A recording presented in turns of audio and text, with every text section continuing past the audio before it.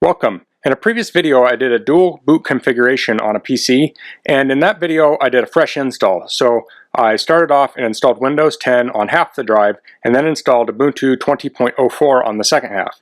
In this video I'm taking a machine that has Windows 10 on it and I'm installing Ubuntu 20.04 on it. So I'll put a link in the description of my previous video if you want to check that out.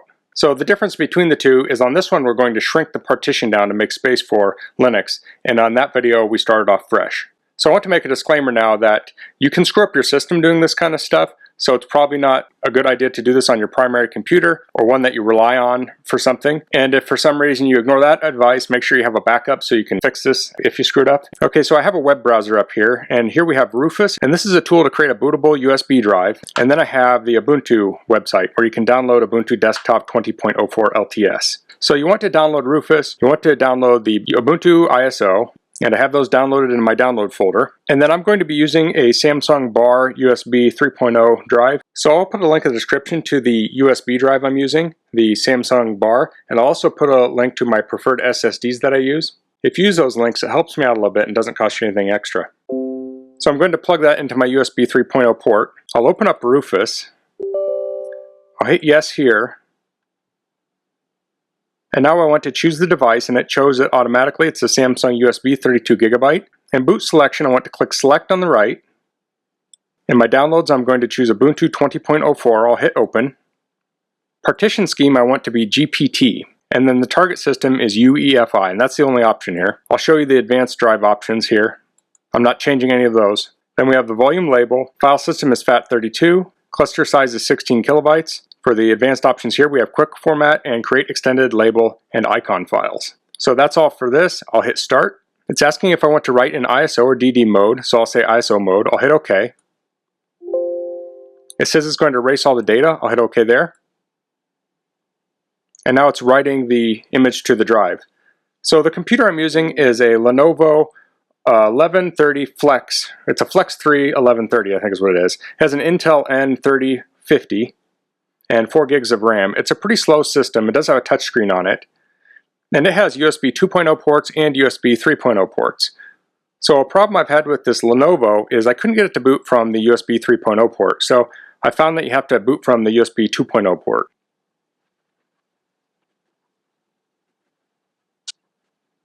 Okay, so that's completed. I'll hit close here. Close this window. Now we need to open disk management by right-clicking on the start menu and choosing disk management. I'm going to select the C drive, and I'll right-click on it, and I'll choose Shrink Volume.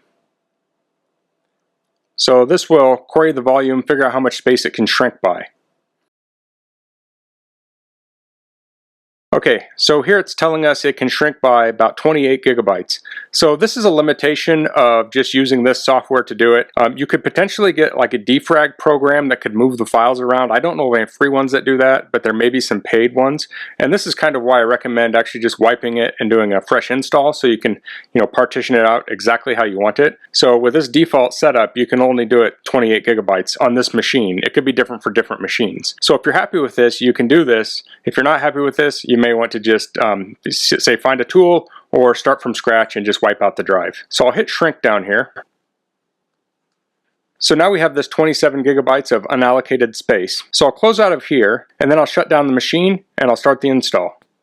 Okay, so I have the Samsung Bar plugged into the USB 2.0 port on this computer. For some reason it won't boot from the USB 3.0 port. I looked online and I found quite a few people were having this problem. So if you have a problem with one of your USB ports, try another one. Okay, so on this Lenovo, I need to stick a paperclip in this little hole here. This is the Nova button. I'll press down on it and then I'll hit the power button, and this will boot us into the BIOS menu. So this brought up a menu. I want to go to the BIOS setup. So the first thing you can do here is hit F9, and this will load the defaults. And then I'll go over to the right to security, and I'll go down to secure boot, and that says enabled. I'll hit the enter button and I'll change that to disabled. So when you're done setting this up, you'll want to come back in here and you can switch that back to enabled. Next I'll go to boot, and I want to make sure boot is on EFI mode, and then USB boot is enabled. Then I'll go to exit, I'll hit enter. It'll ask if I want to save changes, I'll choose yes. Okay, so I've inserted the paperclip into the little hole and press the power button to get to this menu again. I'll go down to boot menu, I'll hit enter, and then I'll choose the third option here, which is the EFI USB device. I'll hit enter there, and it will boot from that drive. Okay, so I sped that up. You might have seen it did a disk check there to make sure everything on the flash drive was good. So I'm recording the external monitor output on this laptop. So the screen you're seeing here is slightly different from my laptop screen. On the laptop screen, the time and date is at the top, and then the upper right, it has the shutdown and the network and sound. So next I want to hit Install Ubuntu. I'm going to choose the default US keyboard layout, but you can change that if you need to. It says, what apps would you like to install to start with? And I'm going to choose normal installation. You can also do a minimal installation. And then other options, it says download updates while installing Ubuntu. I'm going to uncheck this to shorten the video, but you could check that on your install. And then it says install third-party software for graphics, and I'm going to leave that unchecked. I'll hit continue. So now we're on the installation type screen, and the first option here says install Ubuntu alongside Windows Boot Manager. So that's what I'm going to do, and this is the point of no return. If you're not sure you want to do this, then you want to quit out of here now. I'll hit install now. Okay, so it's asking if it can write the changes to disk, and you can read through here. It's going to put this on partition 6 of SCSI 1, so I'll hit continue here. It says where are you, and this is for time zone, and I'm in the Chicago time zone, so I'll hit continue. It's asking my name. I'll type that. I'll name this. I'll say FlexBuntu. Pick a username and a password. I'll hit continue. And now it's copying files. So this will take a little while, but I'm going to speed the video up.